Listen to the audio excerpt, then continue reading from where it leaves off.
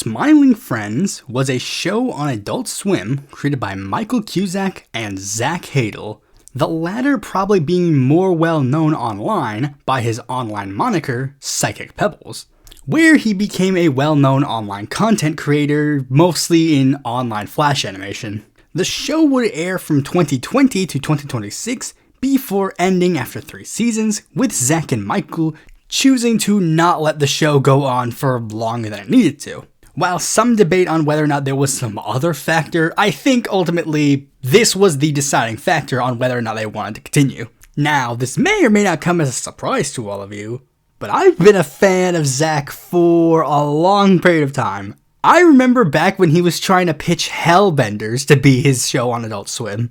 So seeing him go from that to him becoming the showrunner to probably the most popular adult animated series in the 2020s is a fascinating and inspirational story, and I'm very curious to see what happens next for him. But now that this chapter has concluded, I feel it's only right for us to finally look at one major aspect: the political aspect of Smiling Friends. Whoa, wait, don't leave! I'm not trying to be one of those people who overanalyzes every tiny joke about Smiling Friends like some fans have done. I'm actually trying my best to make sure that doesn't happen, because in Zach finally breaking away from this small circle of people who are in his niche group of internet fanboys, people are basically writing full-on fan fictions about who he is, what he represents, what his show represents, and trying to use that as some kind of springboard to become part of like some broad political ideological thing, like those people who tried to do that with South Park before they learned that South Park did not agree with their specific brand of politics 100% of the time. And one of the big things that very clearly shows that this is not coming from people who know these creators, at least on a parasocial level, comes from the fact that for a long period of time, it really was no question where Zach Hadel at least stood on the political spectrum. It's very well known that Zach has a prominent fascination with history, politics, geopolitics, that kind of stuff. And while nowadays he kind of just talks about it in a more generic level of like nerdiness, for 5 years prior to the release of the Smiling Friends pilot, Zach was actually pretty open about his own political beliefs. One thing that liberals did, I'm a liberal myself. No, I'm serious. I'm a liberal myself, so I can say this. The one thing liberals did that pissed me off a couple years ago was when anybody ever criticized Obama, it was like, you're a racist. It's like, no, dude, you can hate Obama and not be a racist. Yeah. Here's the... Yep. People hated Clinton. People hated Carter. You're liberal. I've never considered myself... Libertarian, I'd say you are, just from what you talk about. I'm middle left. I'm middle left. I'm like middle, yeah. It's like Middle I've never left. considered... To the point where it was actually a common joke for people who were following the members of the Sleepy Cast, where on one end you get Spaz Kid tweeting about something extremely NSFW in nature, then you'd have Zach Hadel talking about Hillary Clinton being a corporate bot shill, and that Bernie Sanders was the only guy who could logically beat Donald Trump. That's right, Psychicpebbles was a Bernie bro. What was, out of all the nominees, the candidate you would have stood for? I was pretty openly for Bernie Sanders, and I have my reasons for that. And we could tussle for that. You know, I get why people supported who they did, but that's who my guy was. Not to say Hadel was some kind of far-left ideologue. Far from it.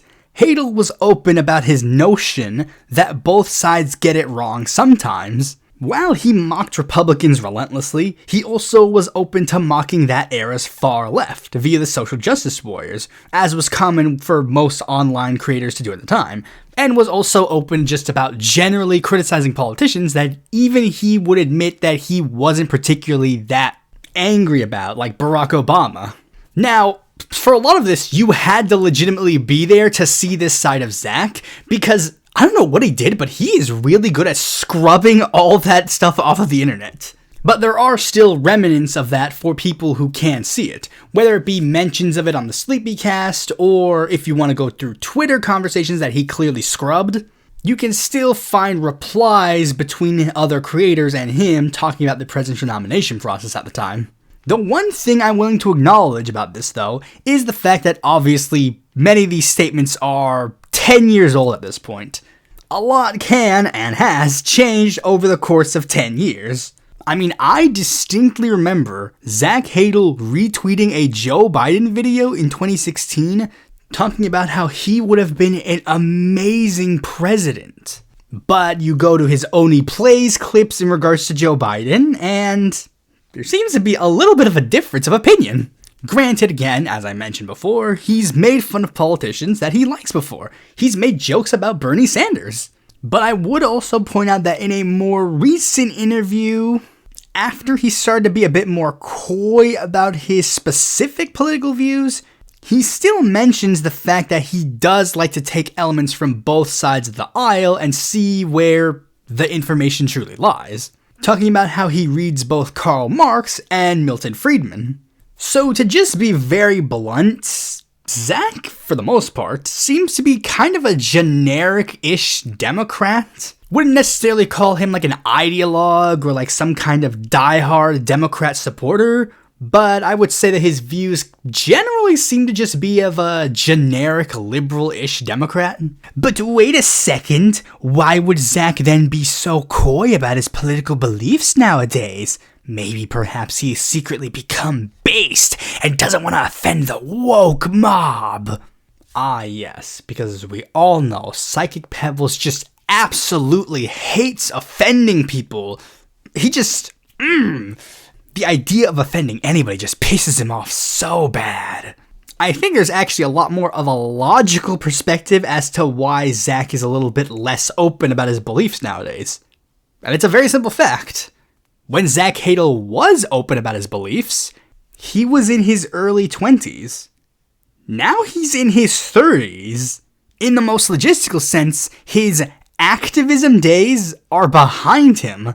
Similar to his career, yeah, it was nice and fun being an outsider posting stuff online and being a starving artist, making the funny ha-has on your YouTube channel to get a decent number of views. But, you know, maybe at some point you want to be able to eat food? Maybe you want to have a legacy more than just being a little gremlin on your friend's Let's Play channel?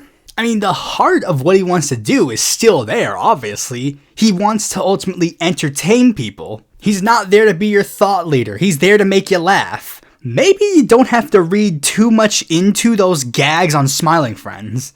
Didn't stop people from trying anyways.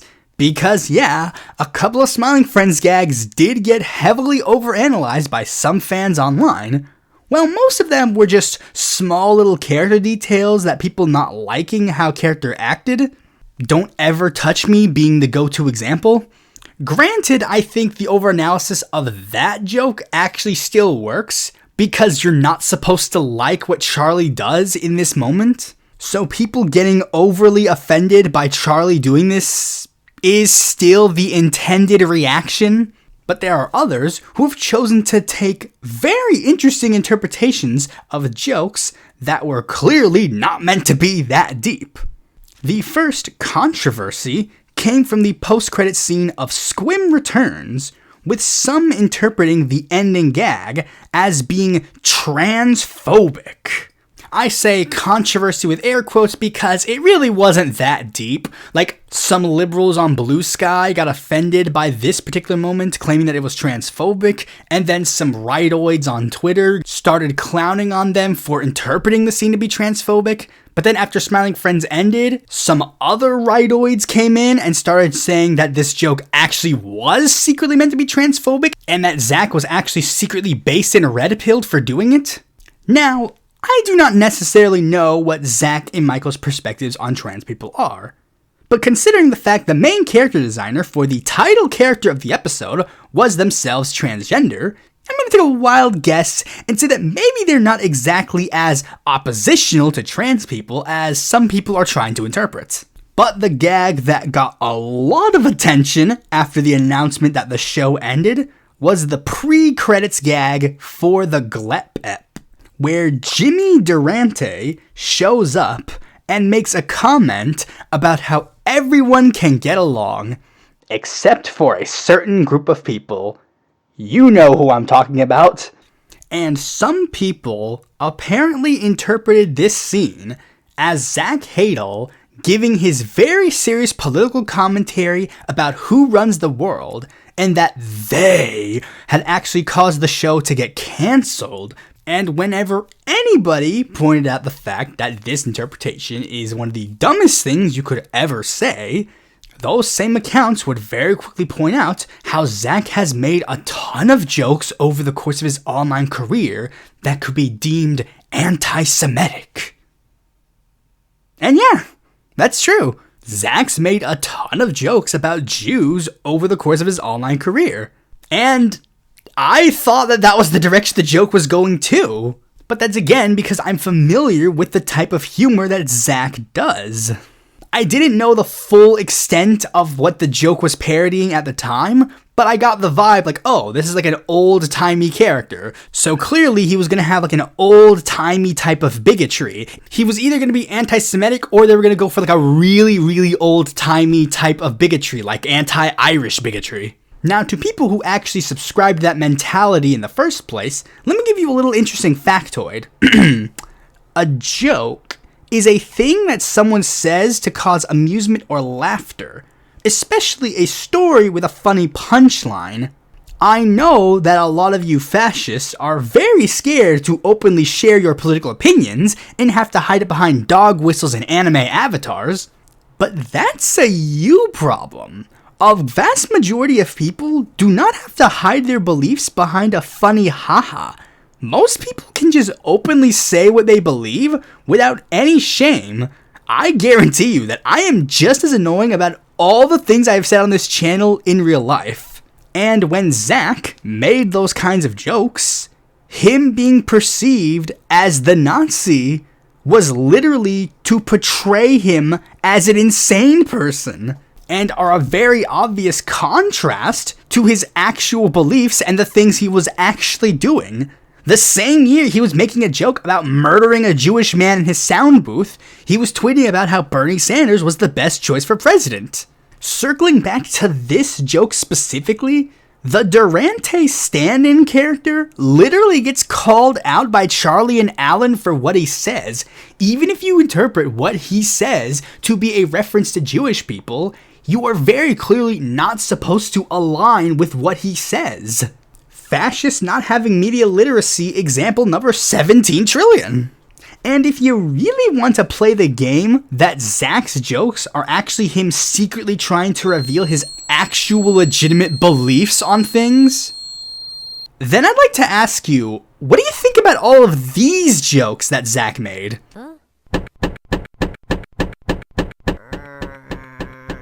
I taught kids how to kiss on the mouth. You all taught kids in the future? Yeah. Zach Hadel, or aka Psychicpebbles, who is not in this video because he was at the park looking for the perfect child, whatever that means. I hope he found one. I am confessing on the official podcast that I am a pedophile, a wanted and known pedophile in the state of Virginia. Before you then try to go, oh, well, these are just jokes. Why are these just jokes? And the other things he said secretly his real political beliefs.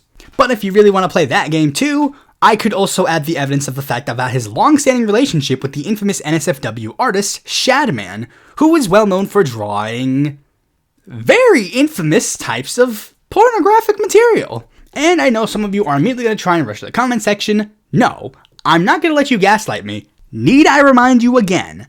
I was there. Zach Hadel had not cut ties with Shadman until at the very least 2020. Shad had gotten into legal trouble for drawing an IRL underage actress in 2017, and in 2016, he had drawn very explicit art of an 11-year-old YouTuber, and here's him affectionately tagging Zach on Twitter 2 years later. You guys are not gonna gaslight me, I was there. Now, since I'm not completely stupid, I'm not going to claim that Zach was actually making some subtle hints about his secretly pro-pedophile views under the guise of humor. I'm going to take a wild guess and assume that his jokes on the subject were just old Newgrounds style edginess, and his acceptance of those kinds of edgy jokes accidentally led him to be more charitable to someone who very clearly didn't deserve it. And it seems that Hadel at the very least has learned his lesson eventually, because they clearly do not associate with each other anymore. And similar to his political stuff, he has definitely tried to make sure that this aspect of his life has been completely buried. However, I would say that there is one Smiling Friends episode that I think does warrant some extra analysis that could be interpreted as political. And that is the episode Mr. President. The episode of Smiling Friends that was about a presidential election that aired in the midst of a presidential election year, filled to the brim with many political jokes, ranging from Ross Perot winning the presidency to having Mr. Frog's economic platform literally be the Unabomber's manifesto. But a lot of people couldn't help but notice the very obvious elements of political commentary interlaced within the episode. I mean, we have a president who seemingly wasn't all there, duking it out with an absolute madman. No, I think you subconsciously knew the truth here. Look at Hillary. She looks way fucking more demonic than Trump does. She looks like a maniac, but Trump looks like a fucking like a retarded frog person. Trump looks like a fucking like a retarded frog person. Like a retarded frog person. I mean, that kinda was the vibe for a little bit of time before the swap.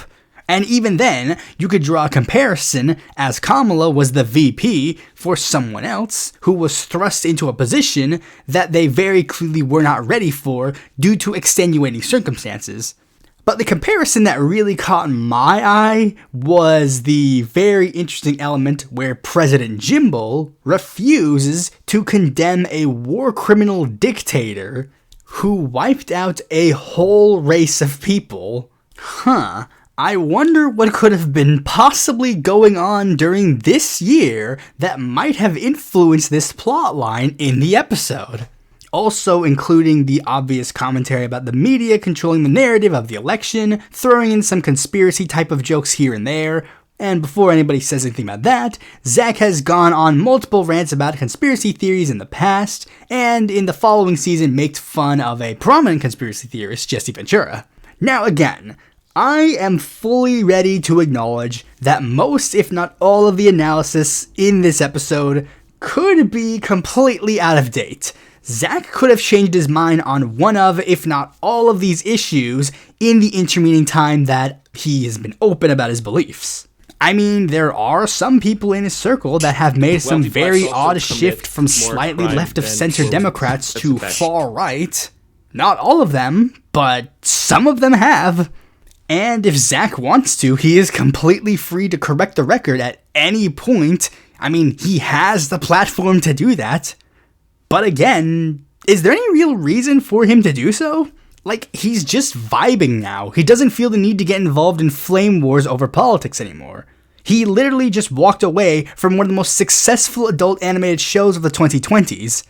I think he's fine kind of doing his own thing right now. And I think he's broadly fine with literally anybody watching his content regardless of whatever views they have personally. He wants you to judge him by his work, not by him. Thanks for watching this video. Be sure to like, comment, share, subscribe, and click the bell to find a future video when it comes out. And if you want more content from me, consider supporting me on Patreon.